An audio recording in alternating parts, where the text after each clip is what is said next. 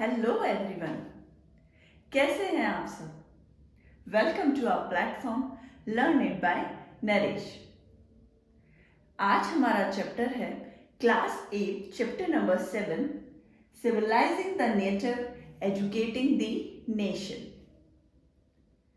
पहले मैं इसको एक्सप्लेन करूं, इससे पहले मैं आपको कुछ डिटेल्स देना चाहती हूँ जो हमने कुछ प्रीवियस चैप्टर में पढ़े हैं। हमने प्रीवियस चैप्टर में जाना कैसे ईस्ट इंडिया कंपनी इंडिया के जो रूलिंग है वो स्टार्ट करती है प्लासी के युद्ध के आसपास 1757। उसके बाद वहाँ के नवाब्स, इंडिया के नवाब जो हैं, उनकी सारी टेरिटरीज जो उनके अंडर आ जाती हैं, सारी वहाँ के राजा, इंडिया के राजा जो उनके अंडर में आ जाते हैं।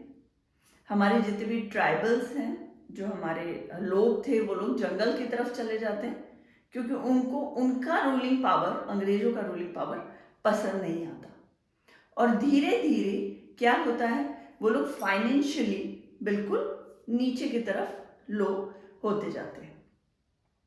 बट एक्चुअली में ब्रिटिशर्स का एम यही खत्म नहीं होता।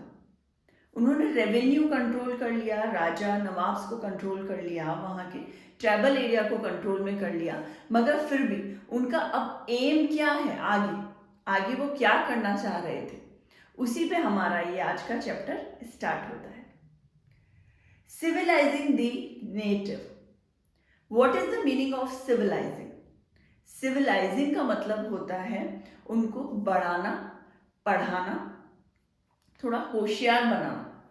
द नेटिव का मतलब होता है हम जिस जगह पे जिस एरिया में हम रहते हैं, जिस जगह पे हम रहते हैं, उस जगह के रहने वालों को नेटिव बोलते हैं। हम इंडिया में रह रहे हैं, हम इंडियंस हैं, तो हम इंडिया के नेटिव हो गए। अगर कोई भीलवाड़ा रह रहा है, बीकानेर रह रहा है, जयपुर रह रहा है, कुकस रह रहा है, तो वो क्या हुआ, वहां के रहने वालों को हम बोलेंगे वो बीकानेर के नेटिव्स हैं, वो जयपुर के नेटिव्स हैं, वहां के रहने वालों को। सिविलाइजिंग द नेटिव मतलब उनको रंग ढंग सिखाना, रहना सिखाना। एजुकेटिंग द नेशन, एक आप छोटे एरिया को सिविलाइज कर रहे हो तो धीरे धीरे वो नेशन इकट्ठा होते हो तो पूरा नेशन बन जाता है, वही होता है एजुकेटिंग द नेशन। हमने यहां तक देख लिया इम्पैक्ट जो था, अर्ली इम्पैक्ट वो था राजा नवाब ट्राइबल्स पे, पीजेंट्स पे, रेवेन्यू और कंट्रोल पे, उनका टेरिटरीज जो था वो उनको अंडर में लेना था। नेक्स्ट हमारा ये चैप्टर मेनली फोकस करता है कि कैसे ब्रिटिशर्स अपना ये मोटिव लेके आगे बढ़ते हैं कि अब जो एजुकेशन पावर है इंडिया की, ऑब्वियसली क्या है, हमारा जो अर्थ है वो दो डिवाइड्स है, पार्ट्स में, ईस्ट और वेस्ट। वेस्टर्न पार्ट कभी भी ईस्टर्न पार्ट का जो एजुकेशन है उसको, उसके लेवल को सोचता है कि हमारा लेवल हाई, ईस्टर्न पार्ट सोचेगा वेस्टर्न वाला हाई। तो ये डिवाइड वाला जो है वो काफी टाइम से चल रहा है, डिकेड्स से, काफी सालों से चल रही है लड़ाई। मगर फॉरनर जो ब्रिटिशर्स थे वो क्या चाह रहे थे, वो ये जान रहे थे कि इनकी जो पढ़ाई की स्टाइल है, जो स्टडी है, इनका जो मटेरियल है, इनका जो पढ़ने का तरीका बहुत ही ट्रेडिशनल है, साइंटिफिक नहीं है, टेक्निकल नहीं है। हम एंसेंट ट्रेडिशनली स्टडी करते थे उस टाइम। वो उन चीज़ों से कुछ जो ब्रिटिशर्स थे उनको लगता था ये सही है, और कुछ ब्रिटिशर्स थे उनको लगता था ये चीज़ें गलत है। इसमें काफ़ी डेकेड्स तक इन लोगों की लड़ाई होती रही, कोई बोलता था सही है, कोई नहीं, कोई रखना चाहता था इंडिया में वही पैटर्न, कोई पैटर्न्स चेंज करना चाहते थे। बट स्टिल क्या होता है वो मैं आगे बताती हूँ। The tradition of orientalism. What is the meaning of orientalism? Orientalism का डायरेक्ट कनेक्शन है ओरिएंटलिस्ट से। Who are orientalist? ओरिएंटलिस्ट कौन होते हैं? ओरिएंटलिस्ट वो होते हैं जो किसी पर्टिकुलर एरिया, ईस्टर्न कंट्रीज की हम बात करते हैं क्योंकि अब हम इंडिया की बात कर रहे हैं, तो ईस्टर्न कंट्रीज के कल्चर के बारे में, एजुकेशन के बारे में, लॉ के बारे में, रिलीजन के बारे में, इन सब के बारे में वो बहुत ज़्यादा स्कॉलर, बहुत ज़्यादा पढ़ा लिखा हो उसके बारे में, तो हम उनको बोलेंगे orientalist. The tradition of orientalism, और वो जो ट्रेंड चला उस टाइम ओरिएंटलिज्म का, उसके बारे में ये चैप्टर है बेसिकली। फर्स्ट हम बात करेंगे विलियम जोन्स के बारे में। 1783 का टाइम था। विलियम जोन्स आते हैं कैलकाटा में एज अ जूनियर जज। जूनियर जज के रोल पे वो आते हैं कैलकाटा में। कुछ जो बातें जो इनकी बहुत अच्छी थी, काफ़ी बातें बहुत अच्छी, काफ़ी इंटेलिजेंट थे ये। इनको इंडिया का एंसेंट कल्चर, वो पढ़ाई बहुत ज़्यादा अट्रैक्ट करती थी। उन्हें ये लगता था कि ये बिल्कुल परफेक्ट तरीका है पढ़ाई करने का। तो हम इन्हें देखें तो ये थोड़े पॉजिटिव थे इंडिया के कल्चर और ट्रेडिशन के बारे में। विलियम जोन्स कैलकाटा के जूनियर जज सुप्रीम कोर्ट में वो बने। उनके पास वो काफ़ी लैंग्वेज थे। लैंग्वेज मतलब जूनियर जज थे, लैंग्वेज थे, ये सब आप नोट करते जाइएगा। पहले मैं एक्सप्लेन कर दूं, फिर मैं नोट करवाऊंगी। लैंग्वेज का मतलब है कोई आदमी, एक पर्सन जो काफ़ी सारे लैंग्वेजेस का जानता हो, समझता हो, बोलता हो, वो लैंग्विस्ट कहलाता है। We call them linguist. तो ये लैंग्वेज थे। क्यों? क्योंकि इन्हें Greek, Latin, French, English, Persian आती थी, इजीली बोल लेते थे, काफ़ी इंटेलिजेंट थे।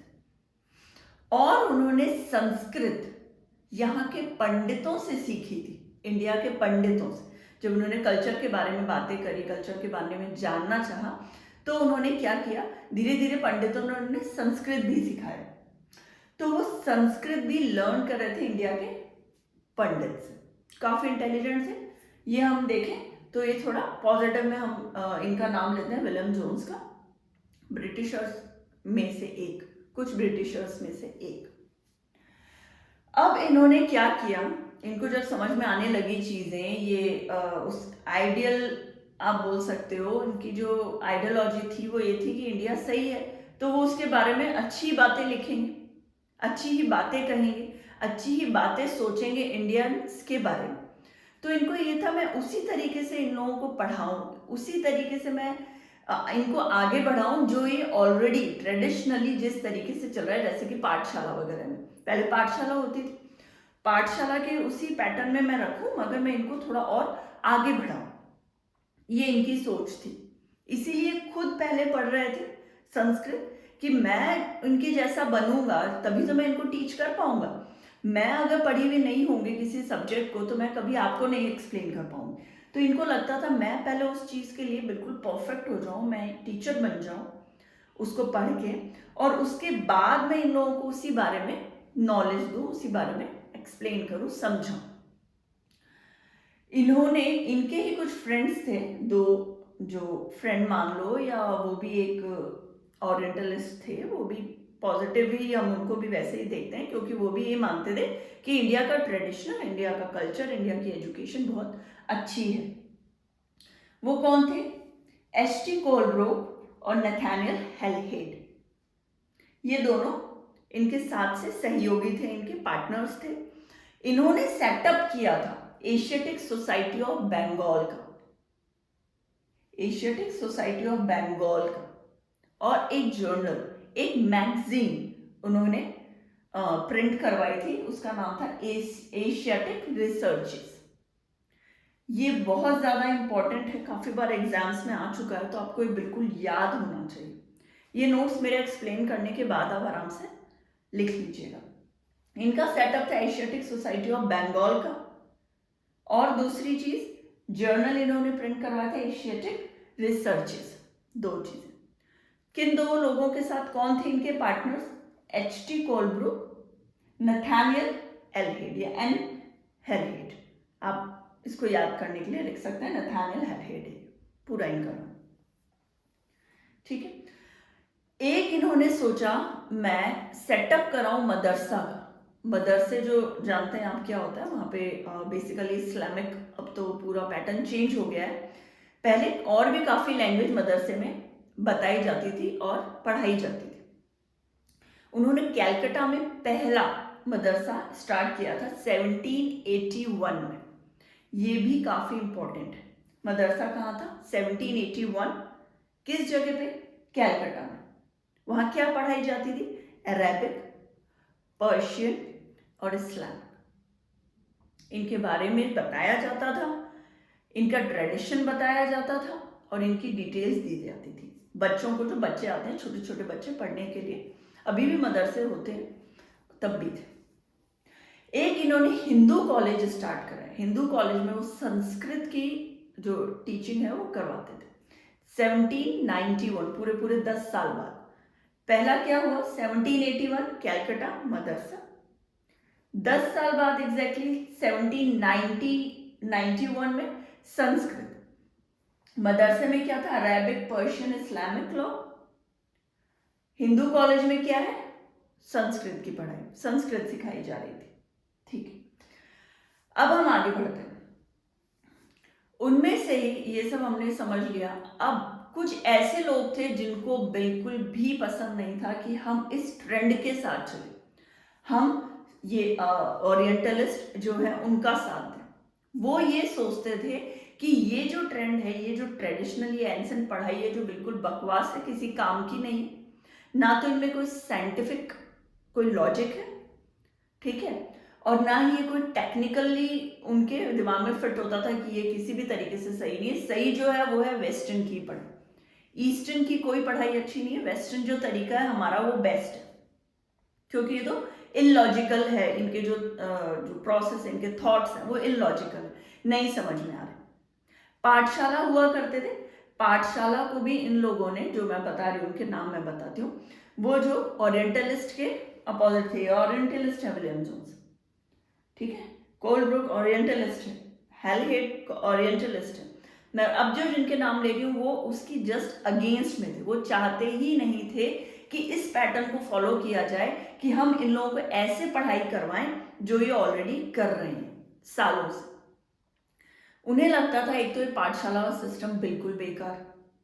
ये क्या तरीका है कि किसी खेतों में आके वो बैठ जाते हैं, जब खेत की कटाई होती है उसके बाद, और उससे पहले तो वो पढ़ ही नहीं सकते। जो अमीर होते हैं वो पैसे दे देते हैं, जो गरीब होते हैं वो वैसे ही पढ़ लेते हैं। एक इनकी 6-6 महीने का गैप बना रखा है, 6 महीने पढ़ाई करते हैं, 6 महीने वो खेत उग जाता है तो उनकी कटिंग में लग जाते हैं, या फिर उनके गेहूं काटने में, फसल काटने में लग जाते हैं, और या फिर जगह ही नहीं होती, पेड़ों के नीचे पढ़ रहे हैं। बोले हमारा तो ये बिल्कुल पसंद ही नहीं, ये चीज़ तो, ये पैटर्न तो बिल्कुल हटाओ। जो कि वेस्टर्न कल्चर में, वेस्टर्न एजुकेशन है, वही हम आगे बढ़ाएंगे। हम इस तरीके से बच्चों को नहीं पढ़ा सकते। वो इतना पॉजिटिव नहीं सोच रहे थे, उनके थॉट्स नेगेटिव थे। वो यही चाह रहे थे कि हम एजुकेट ही नहीं हो, और हम एजुकेट हो तो सिर्फ उनके तरीके से हो, हम अपने तरीके से एजुकेट बिल्कुल भी नहीं। ठीक है, विलियम जोन्स के बाद थॉमस बेंटन, मैक्यूले और चार्ल्स वुड, ये 2 लोग थे, और जेम्स मिल तीसरा। ये 3 लोग थे जो इनकी बातों के अगेंस्ट में थे पूरी तरीके से। रीजन, चार्ल्स वुड का तो एक पूरा स्टेटमेंट आया था, ठीक है, गवर्नर जनरल थे ये इंडिया के, तो इन्होंने पूरा स्टेटमेंट निकाल दिया था कि हमको तो ये सिस्टम हटा दो, मदरसे वाला हटाओ, ये जो यूनिवर्सिटीज़ हैं, हिंदू कॉलेज है, वो सब कुछ बंद करो, हम अपने तरीके से पढ़ाई करवाएंगे, पाठशाला रिमूव करो, 1-2 लाख बच्चे आते हैं, ये ऐसे, ये पैटर्न अच्छा नहीं। मैं इन शॉर्ट आपको बता रही हूँ, लर्न करवाने के पर्पज से। कॉलेज, यूनिवर्सिटी वगैरह सब हटवा दिए इन्होंने, ठीक है। और इनको ऐसा लगता था ये जो है, ये पैसा वेस्ट हो रहा है, अगर हम इन लोगों को इन सब चीज़ों में लगा रहे हैं, ऐसे पढ़ाई करवा रहे हैं, तो ये पैसा पूरी तरीके से वेस्ट हो रहा है, किसी के काम नहीं आ रहा है गवर्नमेंट के। प्रैक्टिकल एजुकेशन दो, साइंटिफिक दो, इनका प्रैक्टिकल नहीं है इंडियंस का। इनकी थॉट्स में था इंडियंस बहुत अच्छा करें, इनकी थॉट में प्रैक्टिकल नहीं, साइंटिफिक हो, टेक्निकल हो, ऐसा नहीं चलेगा। तो इन्होंने क्या किया, जो भी इन्होंने सेटअप करवाया था उन सबको चेंज कर दिया, उन सबको हटा दिया, और हटा के क्या क्या बनाए, यूनिवर्सिटीज बनाई जिसमें वेस्टर्न पैटर्न से पढ़ाई करवा रहे। इट मीन्स उन्होंने वही किया जो वो चाह रहे थे। उन्होंने क्या किया, इंडियंस को अपने तरीके से नहीं, खुद के तरीके से पढ़ाना, नॉलेज देना स्टार्ट कर दिया, ठीक है। तो इनका चार्ल्स वुड का ये जो अपने गवर्नर जनरल बन के आए यहाँ इंडिया में, इन्होंने क्या किया कि चेंज कर दिया सब कुछ। आगे इसके बाद वाला जो प्रोसेस है मैं एक नेक्स्ट वीडियो और बनाती हूँ, उसके साथ हम क्या करेंगे, महात्मा गांधी, रविन्द्रनाथ टैगोर, इन दोनों के बारे में अच्छे से डिटेल में समझेंगे। साथ में मैं आपको क्वेश्चन आंसर्स करवाऊंगी और कुछ इंपॉर्टेंट क्वेश्चन जैसे लैंग्वेज का मतलब क्या होता है, ये नोट्स मैं आपको बनवा दूंगी। तो हम क्या करेंगे, सेकंड वाले जो वीडियो में बनाऊंगी, आप एक अपना एक जो भी रफ कॉपी जो नोट्स की या रजिस्टर आप जो बनाते हैं वो लेके बैठिएगा। मैं क्वेश्चन आंसर्स शॉर्ट में करवा दूंगी, शॉर्ट वाले क्वेश्चन आंसर 1 वर्ड वाले वो हम एक्सप्लेन करवा दूंगी टोटली। रविन्द्रनाथ टैगोर और महात्मा गांधी वाला जो भी चैप्टर का एक टॉपिक है वो पूरा क्लियर करवा दूंगी। यहाँ तक मैं होप करती हूँ आपको बहुत अच्छे से समझ में आ गया होगा। नेक्स्ट वाले वीडियो में हम वापस मिलते हैं।